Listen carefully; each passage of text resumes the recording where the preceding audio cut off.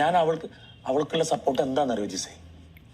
ഞാൻ പണ്ടൊരു 8-9-10 വർഷം മുമ്പ് ഞാൻ ഒരു വർക്ക് ചെയ്തുകൊണ്ടിരിക്കുമ്പോൾ ഇന്നലെ എപ്പിസോഡിൽ ലാലേട്ടൻ പറഞ്ഞിട്ടുണ്ടായിരുന്നു, അവനവന്റെ പാത്രം കഴിച്ചു കഴിഞ്ഞാൽ അവനവൻ കഴി വയ്ക്കുന്നതിൽ എന്ത് കുഴപ്പം എന്നുള്ളൊരു സാധനം പറഞ്ഞിട്ടുണ്ടായിരുന്നു. അതിനുശേഷം ഇന്ന് രാവിലെ ഇവിടെ കിച്ചണിൽ അടിയായെന്ന് വെച്ച് കഴിഞ്ഞാൽ നമ്മുടെ കിച്ചൺ ടീമിൽ ബസൽ കഴിവാനായിട്ടുള്ള ടീമിൽ മസ്താനിയും ബിന്നിയും ഒക്കെയാണ് ഉള്ളത്.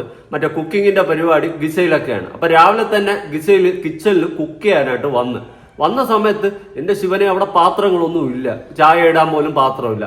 അങ്ങനെ കൈ കിട്ടി ഏതോ പാത്രം എടുത്തിട്ട് 10 ചായ ഇട്ടിട്ടുണ്ടായിരുന്നു. എല്ലാവർക്കും കൊടുക്കാനും പറ്റത്തില്ല. ആദ്യം ഒരു 10 ചായ ഇട്ട് അതിനുശേഷം വീണ്ടും വേണമെങ്കിൽ അടുത്ത് ഇത് കൊടുത്തതിന് ശേഷം ബാക്കി 10 ചായ ഇടാം. ഓക്കെ, അതവിടെ നിൽക്കട്ടെ, അതല്ല ഇവിടുത്തെ വിഷയം. ആ ഗിസയിൽ വന്ന സമയത്ത് കിച്ചണിൽ പാത്രങ്ങളൊന്നും കഴുകിയിട്ടില്ല. അവിടെ ഒരു വൃത്തിയില്ലാണ്ട് ഈച്ച അരിച്ച് കിടക്കുന്നുണ്ടായിരുന്നു. അങ്ങനെ വെസൽ ടീമിലുള്ള ബിന്നിയും മസ്താനിയൊക്കെ വിളിച്ച് ബിന്നി വന്നിട്ട് നല്ല ഒന്നാം തരം മുടന്ത ന്യായമാണ് അവിടെ നിന്ന് പറയുന്നത്. അവള് പറയുന്നത് എന്ന് വെച്ച് കഴിഞ്ഞാൽ അവനവൻ കഴിച്ച പാത്രം അവനവൻ ഉണ്ടാക്കണമെന്ന്. പിന്നെ അങ്ങനെ ഉണ്ടാക്കാനാണ് നിന്നെ പിന്നെ എന്തൊരു തേങ്ങയ്ക്കിടയിൽ വെസൽ ടീമിൽ എടുത്തിട്ടത്? എനിക്ക് അറിയാൻ പാടില്ലാത്തോണ്ട് ചോദിക്കുക. പിന്നെ നിന്നെ എന്തിനാണ് വെസൽ ടീമിൽ എടുത്തിട്ടത്? നിനക്ക് പാത്രം കഴുകാൻ പറ്റൂലെന്ന് നീ ബിഗ് ബോസിന്റെ അടുത്ത് പറഞ്ഞിട്ട് പുറത്തിറങ്ങിപ്പോ. മറ്റേ രേണു സുധി വാക്കൗട്ട് ചെയ്ത പോലെ ഇറങ്ങിപ്പോ. നിനക്ക് പാത്രം കഴുകാൻ പറ്റൂല, പിന്നെ എന്തിനാണ് വെസൽ ടീം? അപ്പൊ ചോദിക്കും, ലാലേട്ട് ഇന്നലെ പറഞ്ഞില്ല അവരവർ കഴിക്കുന്ന പാത്രം കഴുകിയാൽ പോരെ, കഴുകിക്കൂടെ എന്നൊക്കെ ഉള്ള രീതിയിൽ.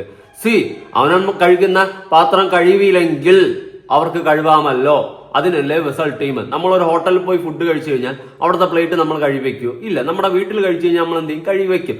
അതുപോലെ ഇവിടെ ബിഗ് ബോസിനെ സ്വന്തം വീടായിട്ട് കാണണം. ഒരു പക്ഷെ അവര് കഴുകിയില്ലെങ്കിൽ ഇവർക്ക് കഴുകിക്കൂടെ എന്നുള്ളൊരു കാര്യമാണ് എനിക്ക് ചോദിക്കാനുള്ളത്. അതുപോലെ തിരുവോണത്തിന്റെ അന്ന് അനുമോള് രാവിലെ എണീറ്റ് എല്ലാ പാത്രവും കഴുകി വെച്ചിട്ടുണ്ടായിരുന്നു. അത് ആരും കണ്ടതുമില്ല. അതിനെ പറ്റിയിട്ട് 2 നല്ല വാക്കാരും പറഞ്ഞതുമില്ല, ഒന്നുമില്ല. അനുമോൾ എന്തെങ്കിലും മണ്ടത്തരം വിളിച്ചു പറഞ്ഞു കഴിഞ്ഞാൽ അതിനെ പിടിച്ച് പൊക്കി കൊണ്ടുപോകും വേറെ ഏതോ ലെവലില്. പിന്നെ അവൾ ഒറ്റയ്ക്ക് നിന്നും കൊണ്ട് നല്ലപോലെ ഗെയിം കളിച്ചു കഴിഞ്ഞാൽ അതിന് കുറ്റം കണ്ടെത്തി വേറെ കുറെ പേര് പറയും. അല്ലാണ്ട് അവൾ ഒറ്റയ്ക്ക് നിന്ന് എല്ലാ പാത്രവും കഴുകി വെച്ചിട്ട് അവിടെ ഒന്ന് സ്വസ്ഥമാക്കിയപ്പോൾ അതിനെപ്പറ്റി നല്ല വാക്ക് 2 പറയാൻ ലാലേട്ടനും ഇല്ല, ഹൗസിലുള്ള ബാക്കി ആരുമില്ല.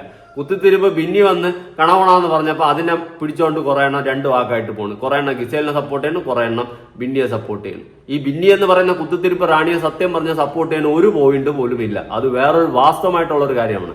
അവള് നല്ല ഒന്നാം തരം സൂപ്പർ വെള്ളരിക്കുകയാണ്. അത് ഞാൻ മനസ്സിലാക്കിയ ഒരു കാര്യമാണ്. സീരിയസ്ലി പറയാം, ഇവളെ പോലത്തെ സാധനം വേറെ ആ ബിഗ് ബോസ് ചരിത്രത്തിന്റെ അകത്തില്ല. ഒരെണ്ണം പോയി ശൈത്യ, അത് കട്ടപ്പ ശൈത്യ. ഇനി കുത്തിത്തിരിപ്പ് ബിന്നി പോകാനുണ്ട്. സീരിയസ്ലി പറയല്ലോ, പാത്രം കഴുകി വെച്ച് കഴിഞ്ഞാൽ അവൾക്ക് എന്തെങ്കിലും ഇടിഞ്ഞു കൊഴിഞ്ഞു വീഴുന്നു പോവോ? എടാ എന്തുവാടെ ഇതൊക്കെ? എടാ ആരെങ്കിലും തിന്ന പാത്രം നമ്മൾ കഴിയെന്ന് വെച്ച് നമുക്കൊന്നും നഷ്ടപ്പെടാനൊന്നും പോകുന്നില്ല. ഞാൻ എത്ര പാത്രം ഒറ്റമിച്ചിരുന്ന് കഴിയിട്ടുണ്ടെന്ന് അറിയുമോ? 150 പേരിൽ പാത്രം ഞാൻ ഒറ്റ അടിക്കിരുന്ന് കഴിയിട്ടുണ്ട്. 150 എത്ര 1000 പേര് വിളമ്പാൻ വന്നു കഴിഞ്ഞാൽ അതില് പറവറാന്ന് കൊണ്ട് തരും പാത്രം. അത് കഴുകി ഇരുന്ന് മറ്റേ കൈയൊക്കെ അവസാനം മറ്റേ വെളുത്ത് ഒരുമാതിരി ആയിട്ടുണ്ട്. ഈ സോപ്പായിട്ട് നമ്മൾ കാറ്ററിങ്ങിന് പോകുന്ന സമയത്തുള്ള കാര്യമാണ് ഞാൻ പറയുന്നത്. അപ്പൊ നമുക്ക് അങ്ങനത്തെ ഒന്നുമില്ല. അപ്പൊ ചോദിക്കും നിനക്കത് പൈസ കിട്ടൂലെന്ന്. പൈസ കിട്ടിയാലും ഇല്ലെങ്കിലും ഒക്കെ ചെയ്യൂടെ. നമ്മളിപ്പം ഫ്രണ്ട്സിന്റെ ആരെയും കല്യാണം വന്നു കഴിഞ്ഞാൽ അവിടെയും നമുക്ക് പാത്രം കഴുകാനുള്ള സെക്ഷനാണ് കിട്ടണമെങ്കിൽ തേച്ചരച്ചിരുന്ന് കഴുകും.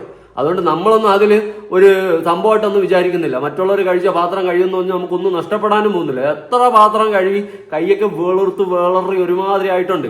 ഈ സോപ്പിന്റെ ഇതായ ഒറ്റ ഇരുപ്പിന് തേക്കുന്നല്ലേ. അങ്ങനെയൊക്കെ നമ്മൾ ചെയ്തിട്ടുണ്ടേ. അല്ലാണ്ട് നിങ്ങളൊക്കെ വലിയ സംഭവങ്ങൾ, ഒരു പാത്രം കഴുകാൻ വയ്യ, മറ്റുള്ളവർ കഴിച്ച പാത്രം കഴുകാൻ വയ്യ, പിന്നെ എന്ത് തേങ്ങയ്ക്കാണ് ഈ വെസൽ ടീം? പിന്നെ രാവിലെ എണീറ്റ് വന്നിരുന്ന് പാത്രം നോക്കിയിട്ട് പാത്രം കണ്ടിട്ടാ പാത്രം എല്ലാം ഉണ്ടല്ലോ കൊള്ളാന്ന് പറഞ്ഞിട്ട് പോകാനാണ് വെസൽ ടീം. എനിക്ക് അറിഞ്ഞൂടാ, അതുകൊണ്ട് ചോദിക്കുക. എന്തോന്നൊക്കെ കാണണമെന്ന് കുറെ എണ്ണം അതിന്റെ അകത്തുണ്ട്. എന്തൊക്കെയോ വലിയ സംഭവങ്ങൾ പോലെ ഒക്കെ ഉള്ള രീതിയിൽ. ഇന്നലെ ലക്ഷ്മി ഒരു സാധനം പറയുന്നുണ്ട്. അതായത് മറ്റവന്റെ തുണി എടുത്തപ്പം ഗ്ലൗസ് ഇട്ട് എടുത്തെന്ന, കവർ ഇട്ട് എടുത്തെന്ന. എന്തുവാടേ, കൊഴിഞ്ഞു പോവല്ലത്, മുത്തുവെല്ലാം കൊഴിഞ്ഞു വീഴുവോ? അല്ലാണ്ട് അവന്റെ തുണി എടുത്തു കഴിഞ്ഞ് ഇത്രയ്ക്കൊക്കെ വൃത്തി വേണോ? വൃത്തിയൊക്കെ വേണം എന്ന് പറഞ്ഞിട്ട് ഇതൊക്കെ കുറച്ച് കൂടിപ്പോകുന്നു. മറ്റുള്ളവർ കഴിച്ച പാത്രം എടുക്കാൻ പറ്റൂല. അങ്ങനെ കുറെ ടീമുകൾ എനിക്കറിഞ്ഞൂടെ ഇതിന്റെയൊക്കെ ഒരു മൈൻഡ് സെറ്റ് എന്തുവാണെന്ന്. അങ്ങനെ കുറെ സാധനങ്ങൾ. ഇനി നോറ, ആദില, ഇതിൽ 2ലും എന്റെ ഊഹം ശരിയാണെങ്കിൽ ആദില ആദ്യം പുറത്തു പോകും, രണ്ടാമതായിരിക്കും നൂറ പുറത്തു പോകുന്ന.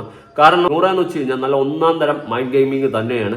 അവിടെയുള്ള ഓരോ വ്യക്തിയെ കുറിച്ചും നൂറ പഠിച്ചുകൊണ്ടിരിക്കുകയാണ്. സത്യം പറഞ്ഞാൽ പഠിച്ചു കഴിഞ്ഞു. ഇനി അതിന്റെ PhD കൂടി എടുക്കാനുള്ള വകുപ്പിലാണ് നൂറ ഇരിക്കുന്നത്. ഓരോരുത്തരെ കുറിച്ചിട്ടും പഠിച്ച് ഓരോരുത്തർ ചെയ്യുന്ന കാര്യങ്ങളെ കറക്റ്റായിട്ട് മനസ്സിലാക്കിയാണ് നൂറ സംസാരിക്കുന്നത്. ഇവിടെ ആദിലേനടുത്ത് ഓരോ കാര്യങ്ങളും വ്യക്തമായിട്ട് പറയുന്നുണ്ട്. അത് അനുമോളുടെ കേസായാലും അനീഷിന്റെ കേസായാലും ഷാനവാസിന്റെ കേസായാലും ഓരോരുത്തരുടെ കേസായാലും ഈ നൂറ പഠിച്ച് പറയുന്നുണ്ട്.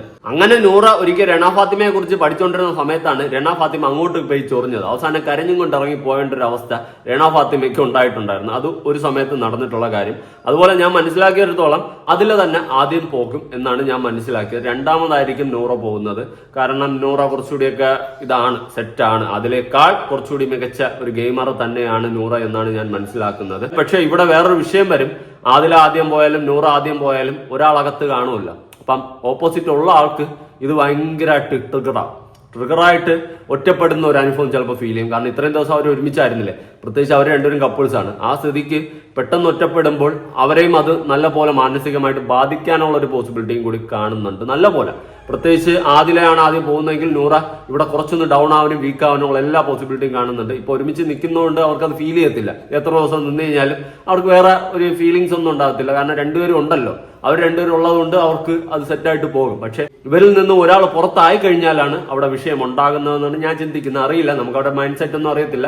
ചിലപ്പോൾ ഓക്കെ ആവും, ഞാൻ ഇത്രയും ദിവസം കഴിഞ്ഞ് വരാടി എന്ന് പറഞ്ഞിട്ട് മറ്റോളെ പറഞ്ഞെങ്കിൽ വിടുമായിരിക്കും, നമുക്കറിയില്ല. എന്തായാലും നൂറ നല്ലപോലെ ഗെയിം കളിക്കുന്നുണ്ട്. നല്ലപോലെ എല്ലാവരും പഠിച്ച് അനലൈസ് ചെയ്തിട്ടാണ് ഓരോ കാര്യങ്ങൾ ചെയ്യുന്നത്, ഓരോ കരുക്കൾ നീക്കുന്നത്. അപ്പൊ ലൈവിൽ നടന്നിട്ടുള്ളതിൽ എനിക്ക് വെസലിന്റെ ആ ഒരു വിഷയത്തിൽ ബെന്നി എടുത്തിട്ടുള്ള നിലപാടും അവൾ പറഞ്ഞ വാക്കുകളും എനിക്ക് ഒരു തരത്തിൽ അക്സെപ്റ്റ് ചെയ്യാൻ പറ്റുന്നില്ല. എന്തുവാടേ തോന്നിയ വാചകങ്ങൾ, പാത്രം കഴുകി കഴിഞ്ഞാൽ അവളെ മുത്തു കൊഴിഞ്ഞു പോകുന്നുള്ള രീതിയിലുള്ള സംസാരം. ഇനി ലൈവിൽ നടന്നിട്ടുള്ള വേറൊരു സംഭവം ഞാനൊന്ന് കൊടുക്കാം. അതായത് ഷാനവാസ് ഈ ഗിസേലിന്റെ അടുത്ത് പറയുന്ന ഒരു കേസുണ്ട്. അതായത് ഷാനവാസ് അനുമോളെ കുറിച്ചിട്ട് ഗിസേലിന്റെ അടുത്ത് പറയുന്ന കുറച്ച് കാര്യങ്ങൾ നമുക്കൊന്ന് കേട്ടു നോക്കാം. ഞാൻ അവൾക്കുള്ള സപ്പോർട്ട് എന്താണെന്നറിയോ ജിസേ? ഞാൻ പണ്ട് ഒരു 8, 9, 10 വർഷം മുമ്പ് ഞാൻ ഒരു വർക്ക് ചെയ്തുകൊണ്ടിരിക്കുമ്പോൾ അവളുടെ കൂടെ അല്ല, എന്റെ കൂടെ വർക്ക് ചെയ്യാന് ഞാൻ വില്ലനായിട്ട് അഭിനയിച്ചുകൊണ്ടിരിക്കുന്ന സീരിയലില് ഇവൾ ആദ്യമായിട്ട് അഭിനയിക്കാൻ വേണ്ടി വന്നു. അന്ന് എട്ടും പൊട്ടും തീരാത്തൊരു കുട്ടിയാ, ഒന്നും അഭിനയിക്കാനും അറിയില്ല, എല്ലാം പേടിയും കാര്യങ്ങളുള്ള ഒരു കുട്ടി അനുമോള്. എന്റെ മനസ്സിൽ അന്നിട്ട് മര്യാദക്ക് അഭിനയിക്കാൻ അറിയാത്ത ആ ക്യാരക്ടറിനെ റീപ്ലേസ് ചെയ്തു. ആ ആർട്ടിസ്റ്റിനെ, അതായത് ഇവളെ മാറ്റി വേറെ ആർട്ടിസ്റ്റിനെ കൊണ്ടുവന്നു. നിങ്ങളുടെ സീരിയലായിരുന്നു? എന്റെ സീരിയല്ല, സ്റ്റോറി റീപ്ലേസ് ചെയ്തു. അന്ന് ഇവള് കരഞ്ഞുകൊണ്ടൊക്കെ പോയതും ഇതാക്കിയതൊക്കെ എന്റെ മനസ്സിൽ കിടക്കുക. യങ് ആയിരുന്നു, വളരെ കുട്ടിയായിരുന്നു.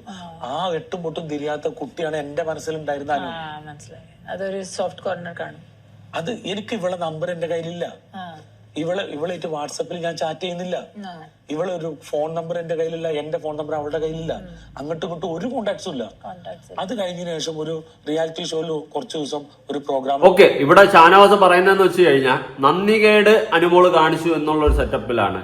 പ്രത്യേകിച്ച് വേറൊന്നുമല്ല, ഈ ഷാനവാസിന് താൻ വില്ലനായിട്ട് സീരിയൽ അഭിനയിച്ചുകൊണ്ടിരുന്ന കാലഘട്ടത്തിൽ എട്ടും പൊട്ടും തിരിയാത്ത ഒരു കുട്ടിയായിട്ടാണ് അനുമോൾ വന്ന് കയറുന്നതും. അതിനുശേഷം അനുമോളെ പിന്നെ കാണുന്നത് ഇവിടെ ഈ ബിഗ് ബോസ് ഷോയിലാണ്. അല്ലാണ്ട് ഇവര് തമ്മിൽ കോണ്ടാക്ട്സോ കാര്യങ്ങളോ ഒന്നും ഇല്ല. അപ്പൊ അന്ന് കണ്ടിട്ടുള്ള ആ ഒരു കൊച്ചു കുട്ടിയാണ് എന്റെ മനസ്സിൽ ഇന്നും അനുമോൾ എന്നാണ് ഇവിടെ ഷാനവാസ് പറഞ്ഞു വെക്കുന്നത്.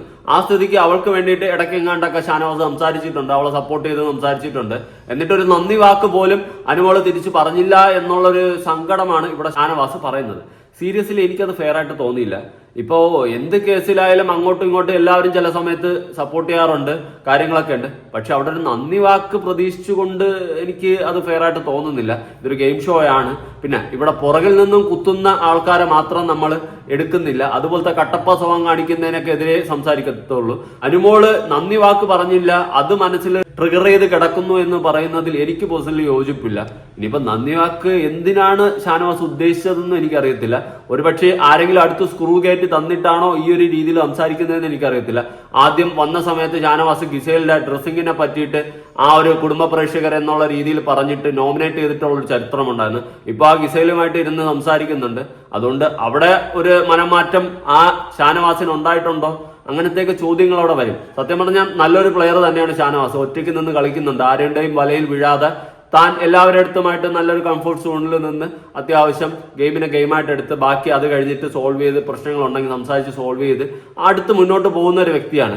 അങ്ങനെയുള്ള ഷാനവാസ് വന്നിട്ട് അനുമോൾ ഒരു നന്ദി വാക്ക് പറഞ്ഞില്ല എന്ന് പറയുമ്പോൾ എനിക്ക് എവിടെ ഒരു ട്രിഗർ അടിക്കുന്ന ഒരു സാധനം അതെന്തോ ഫെയർ ആയിട്ട് തോന്നുന്നില്ല. പ്രത്യേകിച്ച് ഗെയിമിനെ ഗെയിമായിട്ട് എടുത്തിട്ട് ഗെയിം കഴിഞ്ഞു കഴിഞ്ഞാൽ പിന്നെ വേറൊരു പേഴ്സണൽ വിദ്വേഷം വയ്ക്കാത്തൊരു വ്യക്തിയായിട്ടാണ് ഞാൻ ഷാനവാസിനെ കണ്ടിട്ടുള്ളത്.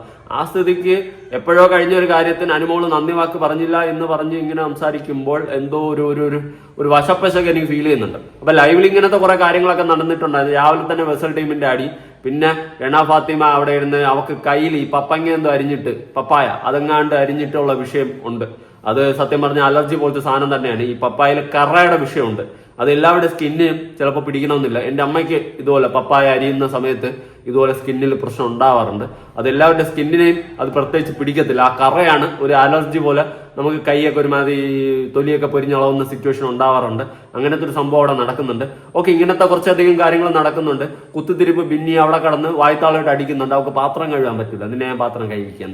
എന്തായാലും ലാലേട്ടൻ വന്നിട്ട് അവനവന്റെ പാത്രം അവനവൻ കഴുകണം എന്നുള്ള സ്റ്റേറ്റ്മെന്റ് അടിച്ചതുകൊണ്ട് അതിൽ നൂല് പിടിച്ചിരിക്കുകയാണ് കുത്തിത്തിരിപ്പ് ബിന്നി. പിന്നെ നിനക്ക് ഇനിയെങ്കിലും കുറച്ചൊക്കെ കോമൺ സെൻസ് യൂസ് ചെയ്തൂടെ? വെസൽ ടീം എന്ന് പറഞ്ഞ് നിന്നെയൊക്കെ വച്ചിരിക്കുന്നത് അവിടെ കീരവത്ത് എടുത്തിട്ട് പാവിട്ട് കൃഷി തുടങ്ങാനായിട്ടല്ല. അവിടെ നിങ്ങളുടെ ജോലി ചെയ്യണം. അതിപ്പം കഴിച്ചവർ പാത്രം കഴിവില്ലെങ്കിൽ നിങ്ങൾ കഴുകണം. അല്ലെങ്കിൽ പിന്നെ എന്തിനാണ് വെസൽ ടീം? അറിയാൻ പാടില്ലാത്തതുകൊണ്ട് ചോദിക്കുകയാണ്. എന്തായാലും ഇതൊക്കെ കണ്ടിട്ട് നിങ്ങളുടെ അഭിപ്രായങ്ങളും കാര്യങ്ങളും എന്താണ് ഉറപ്പായിട്ട് താഴെ കമന്റ് പുതിയ വീഡിയോ ആയിട്ടാണ്. ബൈ.